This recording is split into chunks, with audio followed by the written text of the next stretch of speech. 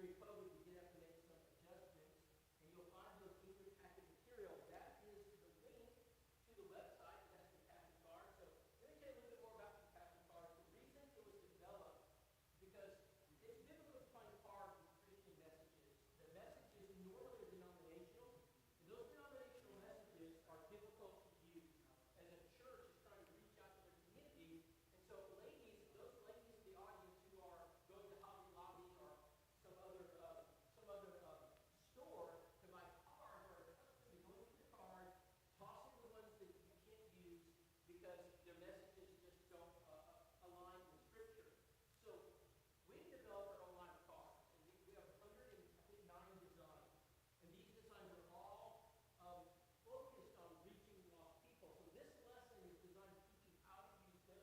It's one of the most effective tools we have in our school. And we're going to share with you the conversions that are occurring when you properly learn how to use compassion.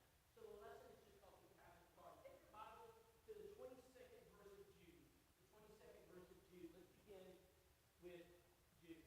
In the 22nd verse of Jude, here's what the Bible says. On some have compassion, making a difference. Now, I want you to look at that verse carefully. In fact, what we're going to do is look at the verse surrounding it. Look down to verse number 23, where the Bible says, and others saved with fear, pulling about in the fire, hating even the garments spotted by the flesh. Now, let's notice what Jude says. Jude says there are some people in your life. The only way you're going to bring them to Christ is to pull them out of the fire. That is the only way it's going to be done. So if you'll pull them out of the fire, which means that you're going to have to use fear, the fear of God. And let's go back to 2 Corinthians 5, and let's notice that this is something that Paul talked about in his evangelistic outreach to Corinth. He said, verse number 11, knowing therefore the terror of the Lord, the fear of the Lord, we persuade men. What is the fear of the Lord? In verse 10 it says, for we must all appear before the judgment seat of Christ, that everyone may receive the things done in the body according to what he has done, whether good or bad. So the judgment of God is the terror of the Lord, is the fear of the Lord. Now let's again go back to Jude, where Jude says, some saved with fear, pulling them out.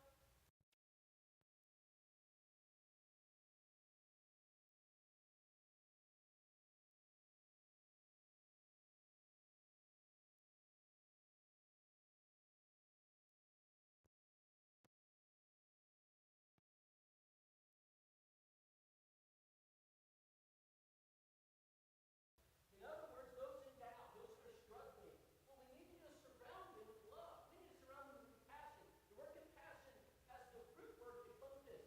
They surround. Compassion, passion, surround with passion. So what we want to do is to utilize compassion as a tool in the local church to reach the lost. Compassion cards are designed to do this. Now let's look at our model. This is what we call the 6-step model. These 6 steps are the foundation of our school. So what we use at AMC, what we use here at Cary, will all revolve around what we call the 6 steps to success. Now, I'm going to spend a lot of time developing this with the eldership, with this congregation, because this becomes kind of the building blocks of your evangelist ministry. For our purpose this afternoon, what I want to do is just introduce some basic concepts. Concept number 1 is contact. Okay, that is a very important foundational principle. If you do not succeed in number 1, you can't go any further. So if you do not develop a contact base, then it makes no difference if you have 1,000 back in the Bible. If you don't have someone to study with, it doesn't matter.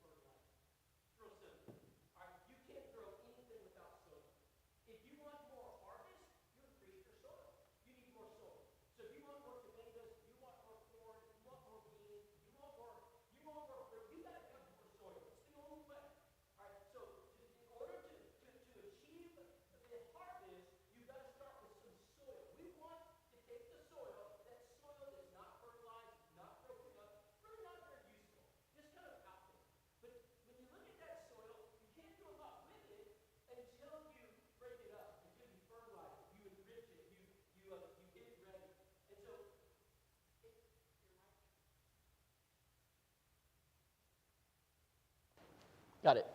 So once you, is that better? Okay. Once you get that soil fertilized, once that soil is prepared, then you can sow the seed. If you do not prepare the soil, you cannot utilize the soil.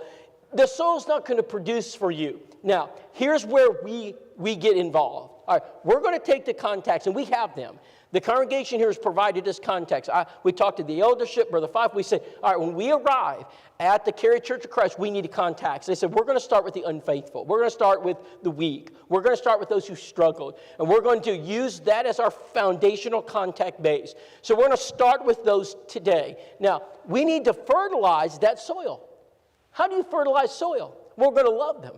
We're going to be compassionate. Take your Bible to Galatians chapter 5. Let's go to another text, Galatians 5. So in Galatians 5, beginning verse 22, Paul gives us the fruits of the Spirit. So it says the fruits of the Spirit are love, joy, peace, patience, kindness, goodness, faithfulness. Against such there's no law. So he lists those different fruits.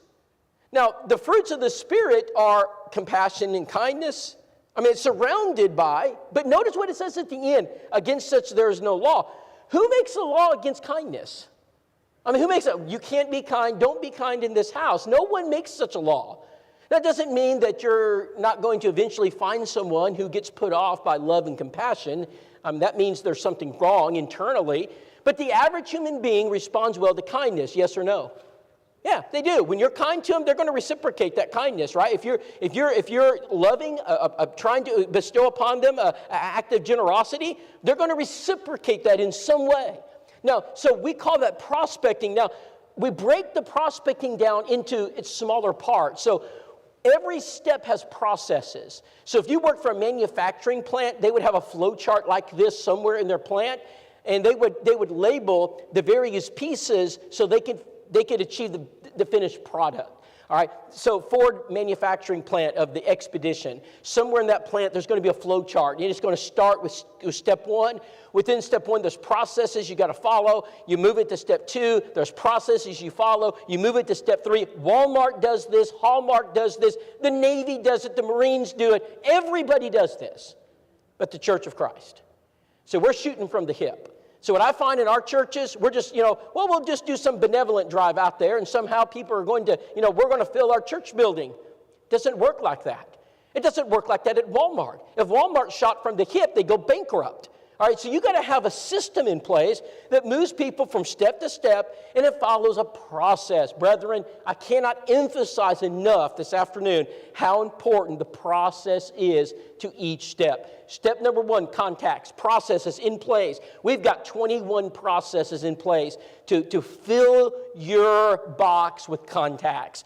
If you don't have success in step one, you're finished. You're not going anywhere. How successful would Walmart be if they had no customers? So they would have a building full of supplies, neatly packed, inventory full. I'm talking about, everything is in its place, a place for everything. If they don't have people walking in their store, they're done. All right, so we have a beautiful building. What good is the building without the people? It's no good, okay? It's a shell. So we have to, so I hope you're following me. All right, what good's a farmer who has a farm full of seed? His planter is full. His silo, got all the seed he ever wants. Then he has no land. You got to have success in point one. Point two, now, we're going to prospect the contacts. How are we going to do that? We're going to use cards. So I got to tell you about a Consumer Reports article I was reading. And this guy was the number one, he was a leading salesman in the country. He is every year. He's a leading car salesman. I think he was from the Midwest. And something says Nebraska, Omaha, but I could be mistaken. And in the interview, Consumer Reports brings their cameras in. They schedule the appointment. They walk in. They said, okay, we're going to interview you, and we want to know why you're the best car salesman in the country every single year. No one outsells you. And he says, follow me. So they grab his cameras, and they follow him back into a room. And he walks in this room, and there are about 8 to 10 older ladies. They're retired age. Some of them are widows. And they're sitting in this room. And he says, that's why I'm the leading car salesman in the country every year. And the guy goes, I don't understand. What are they doing? He says, cards. He says, we write cards every day, all day. That's all we do. We spend hundreds of dollars in a day writing cards. And we just mail them out and mail them out. We personalize cards to past customers, future customers, not customers, they'll be customers. And we write cards literally to every person. And we handwrite the card, we customize the card, and we just keep doing it every single day. That's why I'm the #1 car salesman in the country. How many of you have ever received the Christmas card from the insurance agent? Right? What do you do with it? You toss it. That's what, and no disrespect to secretaries. That's what happens when the secretary sends you the form letter from the church. So you visit a church, they send the form letter, it's not personal, it's already copied, the preacher's signature is even stamped, and they said, thanks for coming. It's better than nothing, but not much. What would happen if individual members in your church wrote handwritten cards? Personal cards with personal messages. What would happen if we would begin to target people? In fact, we would develop our own line of cards, Christian-based, evangelistic messages based on the Bible, get well, sympathy, praying, thinking of you, visitors, new movers, restoration. Where are you going to find a restoration card at? You're not going to find one. New convert, thank you, and encouragement. So that's what we did. So we decided we'd do the same thing. Now, as far as I know, everybody can write a card. I don't think there's a soul in the audience that cannot write a card. 5-year-olds can write cards. And in fact, we encourage them to write cards. We have cards that are being written by 6-year-olds. In fact, sometimes they're the most effective cards. So where do we find these people? Who do we write cards to? We've got to have a prospect list. We've got to have a target list. Most churches have no targets. They have no target list. We don't know who we're trying to convert. And so because we have no prospect list, we have no target list, you'll never hit a target you don't aim at. Never. So if you're at a church and they have no target list, what's going to happen? Nothing's going to happen because you have nobody to reach out to. So anybody who brings home the big buck, so you're a hunter, you bring in the big buck, you bring the big buck because you aimed at the big buck. The only way you bring people to the cross is you aim at them, which means I need names. Now, in your church bulletin, and I haven't even looked at the Cary church bulletin, but if it's like any other church, you've got a prayer list. In that bulletin, all these people were praying. That's not the prospect list. That's not that, and that's normally who we send our cards to. So I'll show up at a church, say, oh, Brother Whitacre, we already have a card sent in ministry. What's next? No, you don't have this ministry. Because you're sending cards to Larry Fife. You're sending cards to Brother Jim. You're sending cards to one of the other members. You're sending cards to the members of your church who are already saved. Brethren, if Brother Larry Fife gets a card or not will not determine whether or not he attends the church services. I mean, I'm all for sending the preacher cards, but the preacher's coming regardless if he gets 1 card or 100 cards. This is not about the sick list. And so I ask commonly, who are you sending cards to? Oh, Sister so-and-so in the neighboring church at Aberdeen. We're not trying to save Sister so-and-so at Aberdeen. No disrespect to Aberdeen. We're trying to reach the lost. What about the neighbor that can almost throw a stone and hit his house, that's got cancer across the street? Why don't we send cards to them? Why don't we send cards to the neighbor who just lost their mother? Why don't we send cards to the coworker who is undergoing some life-changing experience? Why don't we send cards to people who are lost, who need them congregationally? Oh, I know in this audience there are some sweet sisters sending cards. It's not enough. If it's not organized, if you're not doing it as a mission, if you're not following a process, it's better than nothing, but you won't get the results.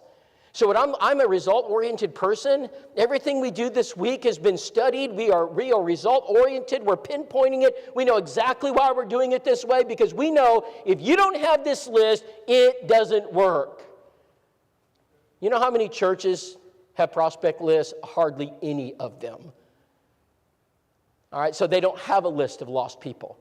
And I've heard preachers, oh, I've got a list in my office. What good does that do the member? The member's not in your office. Well, I've got it on the file. The secretary says, I've got it on my hard drive. That does a lot of good to the teenage class who could be reaching out to those people who does not know that they're lost. So it's got to be a printed list. You're going to have to print it just like you print a bulletin. So at Willette, when we started this process, I said, well, I'm going to do a prospect list. So I put this little document together, and every Sunday I hit print. And I usually printed it on Sunday afternoon. I'll tell you why later. And I would take all the prospects, I'd put them on the list, I'd hit print, and then we'd put it right by the bulletin. And the members would grab it, and they said, well, hey, and they'd look at those names. And those are the names of the people we're trying to convert, like Bob Smith, co-worker of Mary Jones, who has cancer, that lives at 123 Foothill Drive, Red Bowling Springs, Kentucky. And notice I checked the box that says multiple. Now, if you had your Evangelism Simplified guidebook open right now to page 102, you'd see this list. I give it to you. And you'll notice that under multiple are single or boxes, and I've checked the multiple box. What does that mean? That means that every member of the Church of Christ is going to engage. We're not going to do it individually. Congregational evangelism means we use all of you. And so we're going to use the church, and we're going to all send cards, multiple cards, not one card with 20 signatures, but 20 cards, maybe 50. Depends on the size of your church. And you say, preacher, that sounds like a lot of cards. Well, from experience, we know that if you send one card with 20 signatures versus 20 cards with one signature, the 20 cards wins out every single time. So we're going to call this compassion. Remember the word compassion means to surround with passion? So we're going to surround them with passion. We're going to have passion coming at them from every angle. So who goes on the prospect list? Non-Christian sinners? Those on the bookmark? We'll discuss that soon. That will be a very important point. Number 3, those who are sick or having surgery. Those who lost a loved one, those to whom you have delivered a new mover basket, those who've moved into the community. We're going to send one to those who visited, those who've been baptized, and those who are wayward. And so what we're going to do is we're going to take those who are lost and place them on our prospect list. Now, who does not go on the prospect list? Those who are in your congregation that are sick. It's not that we're not concerned about them. They're in the prayer list. You can send all the cards you want, but they're not going on this list. Now, I want you to listen to me carefully if you're an elder, a preacher, or just someone who have a position of influence. If you put a Christian on the list because Sister Sue has come to you and said, oh, now Sister Flo over here has had a hard time, and I think she needs 30 cards. Can we put her on the list? And you get, sympathetic, and you decide to put Sister Flo on the list. As soon as Sister Flo goes on your prospect list, Brother Bob's going to go on it too. You know that, right? And then Brother Jim's going to go on it because, Brother Jim's had that surgery. And now I've seen this happen. You know what's going to happen in about a month? There'll be all Christians and no non-Christians on the list. And you have ruined the prospect list. So as a rule of thumb, listen carefully. If you're not lost, you don't go on the list.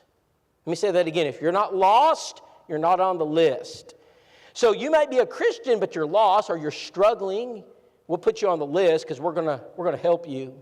So those who are members of the Lord's church in another congregation, well, brother so-and-so's preached for 45 years and he's got cancer. Let's put him on the list and send him 100 cards. Put him in the bulletin. Send your 100 cards. He doesn't go on this list. This is an evangelism list. Remember I talked about changing culture this morning, how difficult this is? This is one of those times. This is when the brethren are resistant. Now, I don't know if I don't know. We just used a prayer list in the bulletin. How's that been working for you for the last 30 years? Not very well. So what we're going to do is develop a prospect list. And that list needs to be printed, not digital. Someone says, well, we live in the digital age and we could just make the digital list. You know what the problem is with the digital list? Anybody want to guess? Not everybody uses the digital list. There are people in your pews, they're not going to use the digital list. And I promise you, believe me from someone who's tried this, all right, you will spend all your time trying to teach Sister Smith how to use the digital list. You're going to spend a lot of time teaching Sister Smith how to use the digital list. You're not going to teach Sister Smith how to use the digital list. She's not going to learn. So you're going to start to eliminate people in your congregation because you've just done it digitally. There's something about printed material also. So we're going to print the list. We're going to print it. We're going to put it right by the bulletin. Print it out Sunday for your compassion card groups. Have everything ready except the visitors that come on Sunday. That's why I don't print it out on Saturday night, because the visitors go on the list. Now, let's go to our next point. How do I get my compassion card group started? How many members are your congregation? Here's just a general rule of thumb that we use in our school. All right, you got a church of 25 to 50 members, 2 groups. 50 to 100, 3 groups. 100 or more, 4, 5, 6, 8 groups. I mean, a church of this size, 8 groups. That means every other month you're doing it. I mean, you can't give, 1 week every 8 weeks. There's got to be a problem there. Don't put out a sign-up sheet. This is one of the mistakes at church. I was just at a church, and they said, Rob, we tried this. And I said, what did you do? We put out the sign-up list. And I said, wrong, wrong, wrong. Who signs up on the sign-up list? The same people who are here this afternoon. The other 200 don't sign up on the list, okay, because they don't sign lists. And so you end up with the same people participating who always participate. In other words, you eliminate 3/4 of your church. Here's what you do. As an eldership, you just go get up before the church and say, all right, everyone's been assigned to a group. And we have printed the list, and it's out on the foyer. And we've printed it, and we're going to pass it out. It's on the PowerPoint. We're going to email it to you, and we may even snail mail to you in the mailbox. But everybody's on the list. No one was overlooked. Everyone's a part of a group. Now, if you choose not to participate, that's between you and God. It's all right. We can't force you to love people. We can't force you to reach out. If you don't want to reach out and help someone go to heaven, explain it to God on the judgment. It's up to you. It's all right. I won't have to explain that. And so we're going to give everybody an opportunity to participate. And if you choose to do something different, that's okay. Your elders are asking you to help them. I would suggest when elders ask you to do something, you listen to them. Because there's a reason they are the shepherds of our souls, and they have the rule over us. And Hebrews 13:17 says to obey them. Don't put out sign-up sheets. Everyone goes on the list. Now let's notice the next. How do I get my compassion card group started? Divide the congregation into groups. Select coordinators of the work. Every group should have a coordinator. So if you got 8 groups, you got 8 coordinators, maybe 2 coordinators per group. And maybe select group leaders, select card organizers. So you got a coordinator over the whole thing. You got group leaders for each group. Got 8 groups, 8 leaders. Got a coordinator. We're going to organize it. That's very important. You say, Rob, why is that important? Do you know anything that succeeds unorganized? Anything? How about a football team that's unorganized? How many wins do they get? Anybody? None. 0. So if this isn't organized, it fails, all right? How do I get my compassion card group started? You put all the teams on a PowerPoint for a week or 2 before you start. That's how you do it. You promote it. What gets pushed gets praised, and what gets praised gets pushed. It's simple. All right, if you don't talk about it from the pulpit, if the preacher doesn't cheerlead it, if the elders don't announce it, if the bulletin doesn't advertise it, if it's not on the website, it's not in your Facebook page, if it's not being sent through email and instant messages, Instagram, it doesn't work. Make a bulletin board, advertise it.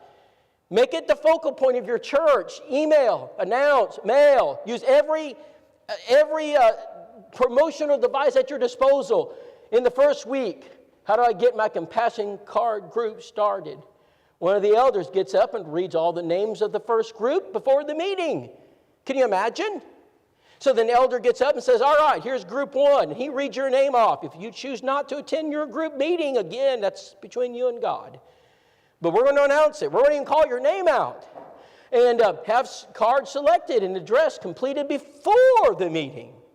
You said, preacher, what does that mean? That means we're not going to ask you to address or select your cards. Well, preacher, I want to select my own cards. That's why we're not going to let you. Okay, because you're going to walk into the room. And by the way, let me talk about gender differences. Men, it was Mother's Day not long ago. And you had to go out and get the Mother's Day card. And so you went down the aisle, you looked for the Mother's Day section. How long did it take you to find the card? Not long. If you're a man, do you know how long it takes men to find cards? Oh, that's a good one. Well, honey, you haven't read it. I'm sure it'll be fine, honey. Honey, you need to read the card. Honey, I'm sure it's going to be just fine. Well, honey, at least read the card. Okay, honey, it looks good to me. That's a man. Now let's let the ladies go find the Father's Day card. They walk down the aisle, and how long does it take them to pick out a card? I'm just going to stay in the car. All right, because it's going to be a while. And we're going to read every card more than once. And then that's, of course, there's no good message there. We'll go to the next store. And then we'll find the next store. And then we're going to continue because we've got to find...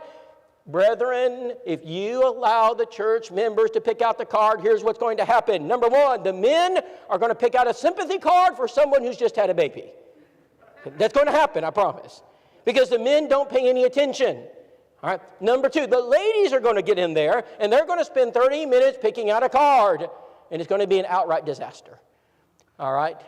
So we know this. You say, Rob, how do you know this? It's personal experience, brother, and I've been doing this for 5 years at 221 churches. I can tell you that you do not organize cards by letting people pick out their favorite design. They don't care. Let me say that again. The people out there don't care. They don't care what color it is. They just care that you cared. Period.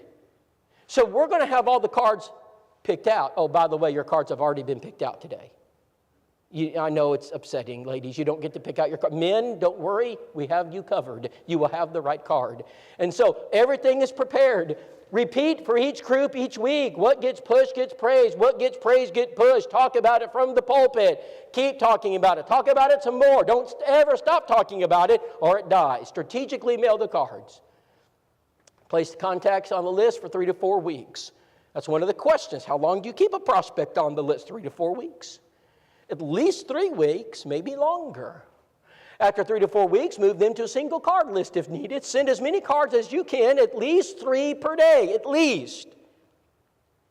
So let's say you have 20 people in a room, and they send out a card to Bob Jones. Bob Jones gets, let's say 21 cards.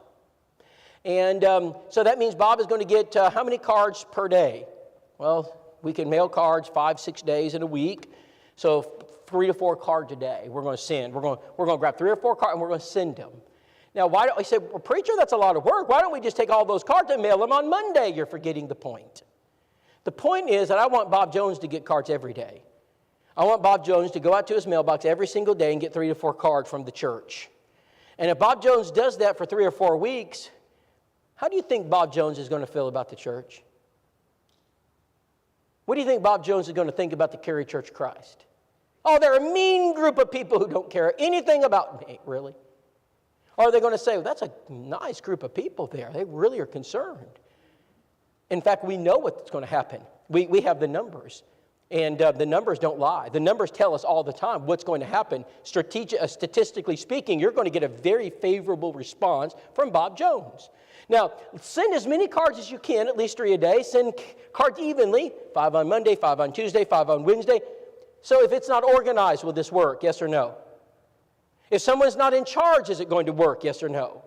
Absolutely not. So all you out there, you've been, what am I going to do? I want to do something. All you ladies, the widows out here, that maybe some ladies who would say, I'd like to volunteer 1 day a week at church. Here's your opportunity because we need your help. This takes time.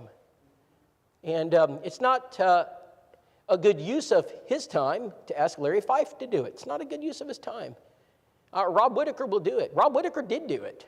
And we'll let Church of Christ, if when I was starting this out, Nicole and I got together, we did it. It's not practical. And there's other things, but you can do it. Somebody else can come up here and do it. We can work together, all right? Questions, all right? Can I write them at home? Well, that's fine, but you got to bring them back to the church building to be mailed. Why? Because we need to know how many cards are being mailed. If we don't know how many cards are being mailed, we don't keep track of it, then I don't know how many cards Bob Jones has received. So when we're on the road, and we live on the road, the Glencoe Church of Christ will give us cards, and they'll send us a list. We get it today, and it tells us how many cards to send, and we tell them we've sent this. In fact, one of the elders will tell us, now, we need you to send this many cards each day. We do exactly what we're told. So we do it from the road. Now, do I put my personal address on the return address? I get that question all the time. The answer is no. You put the church address on there. Now, you can sign your personal name, but this is about congregational evangelism. To God be the glory, not to us. So you can sign the card at the end, but you do not put your return address information. How do we display the cards? Now, I already looked very carefully. That's what your room's going to look like. When you walk into the room, that's what it looks like. It's going to have all the cards pre-selected. So all you got to do is write. That's all you got to do. You don't have to worry about, is this the right kind of card? You just write the card. You say, what am I going to write? Well, you don't have to write a book. Some of you will. You just write a sentence or two and try to relate to them in some way. And we're going to talk about what it's for. These are for restoration cards. Like, we missed you. We love you. We'd like you to come home. You know, we're praying for you. There's simple messages. All right, so that's how they're displayed. So the prospect list, you'll notice there on the right-hand side, there are the cards all lined up, and there's a basket. Guess what goes in the basket? Your card when you're finished. You just put the card in the basket. So notice that they're all addressed already. We've already even put the return address on them, so you don't even have to do that. It's called a stamp, and we've used it already. So how do you organize the cards? Just like this. But you know, you'll probably never see this because you're not going to go pick out cards. But the person who's in charge of the compassion cards needs to organize them. So they're going to put all the get well cards here, all the restoration cards here, or somehow they're going to organize these. We used to let the church members go pick out the cards. We've learned better. So what we do now is just let the person who coordinates the work, they need to be organized. So we're going to organize the cards. You can use a variety of tools, an old bookshelf. Most churches have carpenters that would be glad to use their skills to build you something like that. All right, who fills out the card? Everyone. If you can write, you fill cards out. Until Dr. Fauci tells us otherwise, no one gets COVID because of cards. We all can write cards. It's a safe thing to do. Don't you feel safe? I do. You can send all the cards you want. You don't get sick. They won't get sick. No one gets excited. They're just going to be loved. Being loved is wonderful. And so you're going to send them cards and love them as much as you can. And we're going to do it from the youngest of ages. There's younger ones, and there's some older ones, and then there's the rest of us. And we're all going to send cards. So no one's excluded. All right, so we're going to come into a room and start writing cards. And it's an exciting work. You're going to love people. And it's going to change lives. I said when I started this class, it's one of the most effective things you'll do if it's done correctly. Unfortunately, many churches don't do it correctly. They don't understand the purpose. And I think you're going to understand the purpose in just a few minutes. And so those churches who are doing it correctly, this is what it looks like. They have rooms set up every Sunday. And they don't give people a choice. They don't say, if you want to write a card, show up. Nope. Team 1, we need you to show up at 5 o'clock and write cards. Team 2, next week, 5 o'clock, you write cards. And everybody shows up and we all write the cards. And we put the cards in the baskets. It's a great time of fellowship. And you know, teenagers can write cards, and husbands can write cards, and elders can write cards, and even little girls like this can write a card. We have cards for children. We actually have cards printed, dot to dots, and various activities they can do. I can't tell you what it does when a child sends someone a card. Now, card reports from the fields. So what happens when you write cards? So what I'm going to do is spend the next 20 minutes, and I'm just going to read what happens when people get cards. If you want to know how many conversions are going to happen, don't listen to me. Listen to them. Because this is what we're told. These are the reports sent to us when people send cards. Here it is. We have gotten great response from our cards. 2 of our card recipients have attended 3 weeks in a row, and another just sent a sweet card. All 3 are engaged in Bible studies, Town Acres Church of Christ, Indiana. And we're going to just keep reading these. You're going to find it amazing how many baptisms and Bible studies happen because of cards. Darren Cuffman became interested in the church at Beatty Road after reading my newspaper articles. He visited a service and was overwhelmed by the warm welcome he received. He came back the next week because a few members had sent him cards, thanking him for visiting. By the next week, he was on our card list for the congregation and began being card bombed. That's one of the terms we use. It's like a B-52 flies over your house and just unleashes. When you go out to the mailbox and get, 70 cards, we're going to get your attention. All right, the cards meant a lot to him. He kept coming back to services and would be taken out for lunch. That's one of the other prospecting tools. Always eat. You always take people to eat. All right? By members from those efforts, I was able to set up the Bible. So it kind of reminds you of the 6 steps to success, doesn't it? Contact. How did they get to contact? Newspaper article. Prospect. How did they do it? Sent cards and took him out to eat. What's the 3rd step? Bible study. It works like clockwork. If you'll learn the system, it works. Here it is.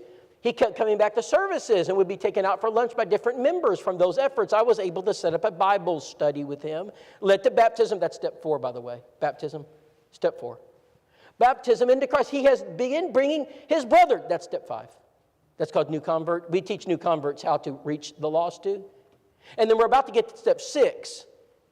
With his brother, with him to service, hopefully we will begin studying with him soon. That's step 6. It is a complete cycle. Brethren, isn't it exciting to know that evangelism works when you work it? When we actually have a plan, when we're not shooting from the hip. This is the kind of stuff I get every single day. Someone says, Rob, how does your family travel the country every day? Because of you. How could I not? How could I not do this when I get this every single day? By the way, do you know how many baptisms were reported every day this year? How about if someone told you about 3 baptisms every day? Would that keep you going? That's how many we get every day.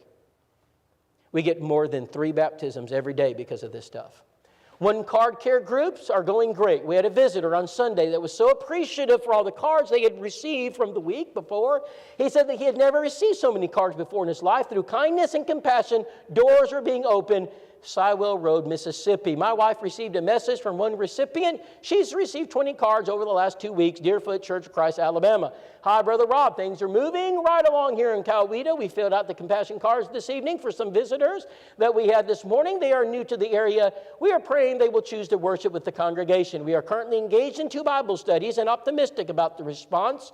Please keep these studies in your prayers. We will continue praying for you. When we went to Coweta, they had 25 members. They have 50 today. No one moves to Coweta. It couldn't be further from civilization. The only way this church grows is if they evangelize, and they're doing it. I just talked to my sister, and she is crying and crying. I said, what's happening? She said, I just came from checking the mail. I have so many cards from everywhere. I said, so why are you crying? She said, because I've never had this happen before. Do people get overwhelmed when you love them? Are there lonely people out there just needing someone to care about them? She also is looking forward to Saturday for a Bible study. By the way, that's step 3. Step 2 is up at the top. And asking if she can bring her sister stuff to make us breakfast before the study. Keep up the compassion cards. The cards are working. I love it being seen. A handwritten card can go 1,000 miles in an open heart. Hearts of people to hear the gospel. I love you and have a blessed day. Southwest Church of Christ, Austin, Texas, 27 baptisms. Grandpa Simmons' funeral was 9 days ago today. Within that time, Philip and I received 10 sympathy cards, all from different people in our mailbox, from members of the Church of Christ. You know where they posted that? Google review. Would you like your church Google reviewed? This church got Google reviewed. This is on their Google sheet. Do you know you have a Google sheet at Cary? Somewhere there's a Google. And here it is. This is the church Philip's mom's side part of, and we have attended. Most of these people wouldn't recognize this in public. The promptness, thought, time, prayers this little church has put forward towards the entire Simmons family during this time is incredible. This is the love of Christ. Isn't it interesting that non-Christians get that? Non-Christians understand. That's the language they understand. They don't understand all the checkbox items you do every week at the church because they don't see them. But if you'll just write them a card, they'll understand. Please thank the congregation on our behalf. To say I'm impressed is an understatement. By the way, that church had about 30 members. They have 50 now. It's in the middle of nowhere, too. That's Gilt Edge. You don't know where Gilt Edge is. Chris Haynes' wife was on a ventilator with COVID. Chris is a co-worker of Jody Vickery. Message Jody Victor received from Chris. Please tell your church folks we've been overwhelmed with kindness, with cards we have received. We are very grateful. Brady Weber, family friend of Susan Riggs. Brady's friend passed away in a bad car accident from Sister Riggs. Please let the card writers know how much the cards meant to him. Brady said he's putting them in his dresser to continue to read. Thank you from me too. This is helping save his soul. Lan Smith. I received some sweet cards from your church family in the mail. I'm overwhelmed with the continued prayers of the church, university, Church of Christ, Alabama, God has my attention. We rejoice with what God is doing through this work here recently. For the last 2 weeks, we have had guests as a direct effort of our card writing teams. One is a man who was raised in the church but not attended in 30 years. Another is a couple who lives 4 blocks from the building but has never attended before. We are doing follow-up work and praying for harvest, and our evangelistic card writing teams are so encouraged as they see their efforts helping to till the soil. Adam Fawn, Central Church of Christ, Paducah, Kentucky. A Baptist preacher from the local community that we are sending cards to visited with us this morning. Notice this. He said the congregation, while I was sick, sent me 54 compassion cards. Do you remember him, Eric, that Baptist preacher visiting? Eric's from Jacksonville. 54 cards. A Baptist preacher came. Do you think we could get the community's attention if we just loved them? Compassion cards continue to cultivate prospects. Our compassion card groups, too, prepared another round of cards to those of our prospect list. About 75 going out this week. One of the prospects, after returning home from long-term cancer treatment, sent a message to the Cary member that submitted their contact card. That's step 1. Attaches a screenshot of their expression of their appreciation. Step 2. This reaction has been commonplace among the majority of those receiving cards in our community. Not all the compassion card efforts have produced Bible studies. Of course not. They're not all going to be Bible studies. But the efforts of compassion have planted the seeds that may produce fruit. That's what we're trying to do. To God be the glory in efforts to bring God's word to the lost. You're not going to convert every person you write a card to. In fact, you're not going to convert most of them. Just a few. That's all you need is a few. Since we began re-emphasizing the contact cards each Sunday, we have seen an increase in the number of contacts being given by the congregation. You know, when you get the church members working, they might actually produce contacts for you. That's what happens. This is small, but an important change that is positively impacting our evangelism work here. We also got our first batch of new movers follow-up. This is an important step that we are excited to be pursuing. We also had an exciting development from our card ministry this past week. One of the contacts we started sending cards to left us a review on Google. We get that a lot, Google reviews. It's amazing how many people review churches on Google. Maps to thank us for all the cards. I've attached a screenshot of her review. Her daughter has also reached out to my wife to thank her for the cards. The cards have provided us a window of opportunity to speak to her about Christ. And that's the Google review. I want to thank so many of you for the sweet cards sent to me. You have brightened up my day. Peninsula Church of Christ, Hampton, Virginia. Thank you, Tia. Tell the church that I thank you for the cards from North Jefferson. Y'all don't know it, but it saved my life. I was thinking of suicide. 22 baptisms in 12 months. That's North Jefferson. That's Mount Pleasant, Texas. Our compassion card groups continue writing cards each week. We have 20 contacts. We are working on 10 prospects. From those prospects, 3 active Bible studies. Let's see, 20 contacts, 10 prospects, 3 Bible studies. That's a pretty good percentage, isn't it? Would that help your church grow if you did that? You think your church would grow if you did that right there? In fact, I know it would. We continue our congregational train on Wednesday nights using the materials. Our second Transition Thursday meeting is planned for this week. Week 1 proved to be successful, enabling brothers and sisters to form a plan of action to move prospects into personal Bible studies. Our compassion card groups prepared 280 cards to be mailed out this week, not 2. 280 cards. You got to go mass, all right? Attaches a screenshot sent to one of the sisters in reaction to the compassion cards. We began sending a prospect list. Here it is. Look at this is a screenshot right here. I just got several get well cards from people in your church. You have no idea how that lifted my spirit. Sometimes lately I feel like I'm alone in this world, and your thoughtfulness really helped me realize that I'm not. Please express my appreciation to those lovely people. What kind of reaction do you think they're going to get when they knock on her door and ask how she's doing? What kind of reaction? Get away from me. You think so? You think they're going to slam the door in their face? Absolutely not. You think this might just lead to a Bible study? That's exactly what's going to happen. We can go through these. There's so many of them. I'm going to highlight through some of these. Here's one from East Ridge Church of Christ, another conversion. Here's a North Jefferson with Chris Groda. That was the baptism from the card writing you just seen. She got all those cards. She obeys the gospel because of Bible study. She was blown away by all the cards she had received. We have had a couple move into the area from out of state and place membership. When they first visited, we sent compassion cards to them, thanking them for visiting and welcoming them back anytime. When they returned the next week, they were amazed by all the compassion cards they received. They said nothing like this had ever happened before. I just received several get well cards from people at your church. You have no idea how they lifted my spirit. Sometimes lately, I feel like I'm all alone in this world, and your thoughtfulness really helped me realize that I'm not. Please express my appreciation to those lovely people. They've had several baptisms. Let me end with Miss Bettina. We walked into her house, my family, and she had cards all over the place. And I noticed she was sitting in a chair. The chair was broken. And I said, Bettina, I said, your chair is broken. She said, yeah. She says, and I sleep in it too. I said, why don't you sleep in your bed in the room? She said, I can't breathe. I got to sit up. I said, Bettina, Jared and I will be right back. So Nicole and Hannah stayed, and they helped her clean up her place. And we went to Big Lots. You know Big Lots sell chairs? So we got a chair. We brought it back. I remember us walking it into her little apartment. She had a big smile. She said, that for me? I said, it is. I said, you need a chair, Bettina. She said, thank you. That's the chair. She's sitting in it right there. And she was so excited.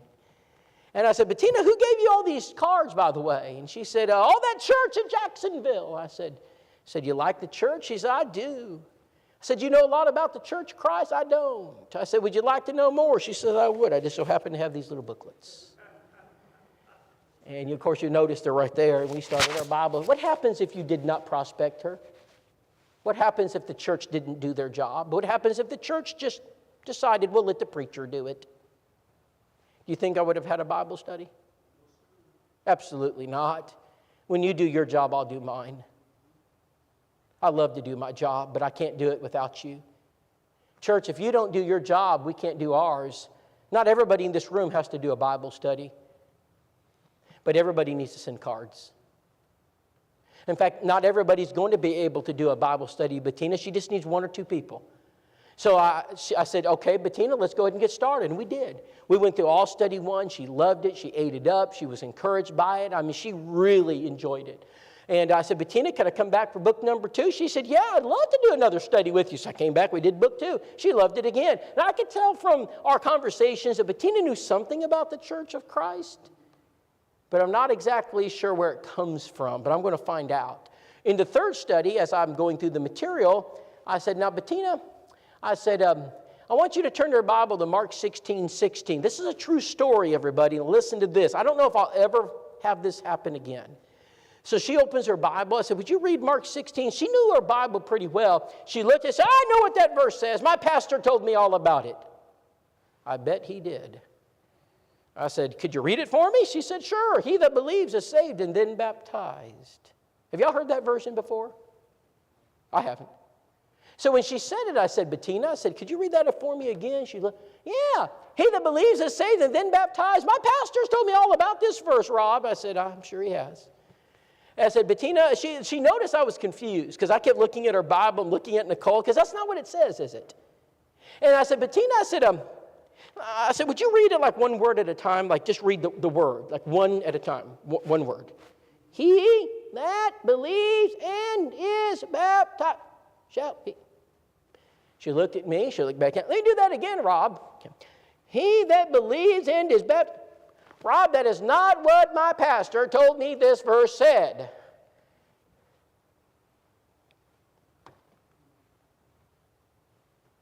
So I called Alan, and I said, Alan, we have a baptism, and I need your help. And so he came over to the building, and we took her into the baptistry, and we baptized her. And that's, after the baptism, she was drying off, and I said, Bettina, I said, I had a feeling in our study that we're not the first members of the Church of Christ you studied with. She said, yeah, you're the first ones. I said, but Bettina, now you were a Baptist, right? Yeah. I said, well, have you ever had any association with the church? Yeah, but my last place I lived, the Baptist church was too far, so I just went to the Church of Christ. I said, oh, okay. Now, okay. Bettina, where did you go, Hatchie? I said, well, so you went to the Hatchie Church of Christ? Yes, I did. That's what she told me. I said, okay. How long did you go to Hatchie? 7 years. 7 years. Now I'm starting to get concerned. 7 years. I said, Bettina, so you went to a church of Christ for 7 years? Like, you didn't go often. Please say you didn't go often. Oh, I went every Sunday, Rob. Every Sunday. 7 years. So for 7 years you sat in the pews of the Church of Christ. For 7 years. Oh, yes, Rob. Nicest people. I said, Bettina, did anybody offer to do a Bible study with you? Oh, no, this is my first time. 7 years. I said, so for 7 years you sat in the pew. Not one member of the church did a Bible. For 7 years. Oh, exactly, Rob.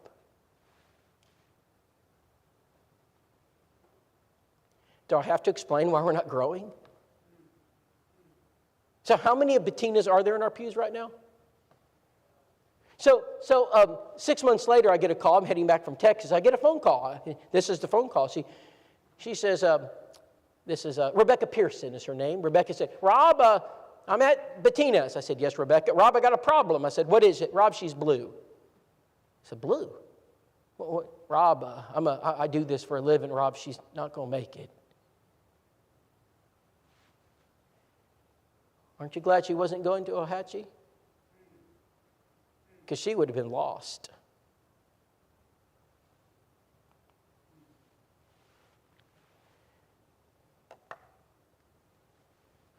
Brethren, we're going to take a little break. In fact, Austin's going to come up here and talk to you a little bit about how to make this executable. So my job is to teach and train. His job is to turn this into an executable file. So we need your help this afternoon. The Cary Church of Christ has provided us contacts. Austin's going to talk about them. And what we want to do is we want to reach them. And we can't do this without people writing cards. And we're going to start with a small group. We know it's Father's Day. We didn't expect a large crowd. We're going to return. We're going to do this every day. I'm actually going to reteach this lesson, I think on Thursday, when everybody's present. So you'll get round 2. And we're going to work together to reach lost people. And I hope this will give you kind of a working understanding of what a compassion card ministry looks like. If you have any questions, feel free to ask us. It's a very effective ministry when you do it right. Thank you.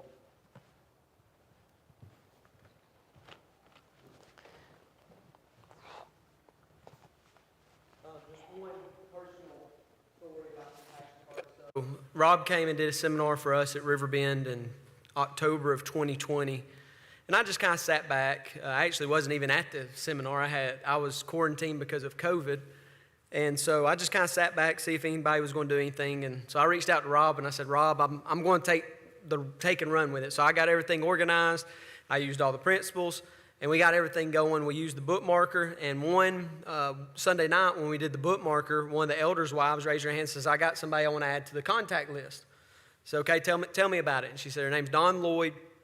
She's one of my husband's employees, or former employees. She retired. She's got cancer. Let's send her cards praying for you. So we add her to the compassion card list. We send several cards. Well, in Valerie's card, she just put a little note in there. If you ever like to learn more about the Bible, please contact me. 3 days later, Valerie's phone rings. It's Dawn. Hey, Dawn, how are you doing? Oh, I'm okay. I'm starting my treatments, therapy, blah, blah. She goes, I saw you offered a Bible study with me. I want to do it. And so, anyways, Valerie texts me and says, I screenshot the text just in case Rob ever wanted to use this story. And it says, hey, Austin, hope you're doing well. Dawn reached out to me and wants to do a Bible study but can't do it in person because of her health. How can I do this Bible study with her? I said, do you know how to use FaceTime? And she said, yeah. I said, I said, take the booklets to her, drop them off at her house, mail them to them, whatever. And I said, do it over FaceTime, do it over Zoom. She goes, you can do that? I said, yeah, just do it. And so she did it. She texted me after lesson 1. She said she loved it. We're doing lesson 2 next week. Did lesson 2. Lesson 3, she said, Dawn's meeting me at the building today at 3:30. Can you be there? I said, I'll be there. And so Dawn was baptized in Christ. And I'm thankful for one card. You know why? Because Dawn passed away about 3 months ago.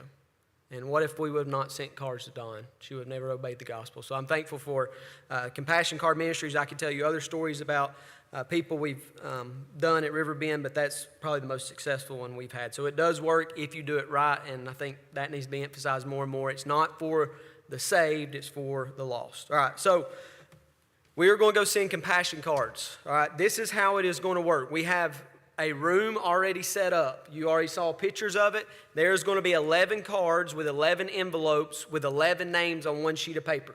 Okay? So you're going to have 11 cards. Actually, one of them is a postcard, but just treat it like it's a normal card. So fill out the postcard and still put it in the envelope. Okay? So you're going to get a name. Let's just use Rob Whitacre. Okay? So I'm going to write a card to Rob. Rob, we have missed seeing you at services. We hope that you come back and see us. I hope to see you soon. Love, Austin. Okay? So I'm going to write that card. I'm going to put that in the envelope. Now remember, the return address is already stamped. You need to still address it. So I'm going to put Rob Whitacre, blah, blah, blah, Jacksonville, Alabama. And then you do not need to seal the envelope. Okay? We will lick them for you. Okay? That's going to save your tongue a lot of thankfulness later. Okay? When you get done, you can just put it in the basket. Okay? And then we'll come and get them. Jared and Gary are going to, we have things that lick them for us, so we don't have to, and we wet them and seal them, and then we organize them from there, okay? So basically, you'll go in the room, you'll have 11 cards. There is one name on the back of your list, okay? Because on the sheet that we use, there's 10 on the front, 1 on the back, so do not forget about the 1 on the back, okay? So you'll write 1 card to each person on the list. You'll put them in the envelope, you'll address it, and then put it in there, and we'll put the stamps on it later. You won't have to worry about licking it. And then when you're done, you're done. Okay? Is there any questions about how this is going to work? Restoration. They are all restoration. They are people that have not been here for several weeks as far as members at Cary. So encourage them to come back and worship. Tell them, we miss them, and just encourage them to be back here. Any other questions? And so let me go ahead and tell you why I got y'all all in here. Most of y'all are from out of town. So each day we're going to have a small group. So we used to do like a huge night of mass chaos of mailing cards. And it was fun. So what we've done is we've taken the door knocking groups and made them into compassion card groups. So you'll figure out that group tomorrow. So like if you're in group A, you'll go door knock for about an hour and a half, 2 hours, and then you'll come back here to the building, and we'll have the card room set up just like it is already, and you'll just go straight into there and write cards. It's a smaller setting so we can manage it better, and we'll have a list for you. We'll have the number of cards you need, and you'll be able to go right in. So that's how it'll work the rest of the week. So you get double duty. You get to mail them tonight, or to this afternoon and one other afternoon, but you'll have a list of people we meet door knocking and things like that later in the week. So any questions about what we're about to dive into? There are pens at the tables, so you don't even have to bring a pen with you. You just need yourself. I ask you to leave the pen. Some of these pens have been with us from the first AMC, and it'll break Nicole's heart if she misses those pens. That's an inside joke between us. So anyways, if you will, let's have a prayer, and then if you'll make your way, it's down this hallway. Are you texting me something? If you will, after the prayer, if you'll go down this hallway, Hannah, are we going in the one straight ahead? Okay, so just keep going straight. You'll go into the old fellowship hall, I guess, or small fellowship hall upstairs, and you'll go in there, find you a seat, and you'll write your 11 cards. I'm going to wait for Hannah's message.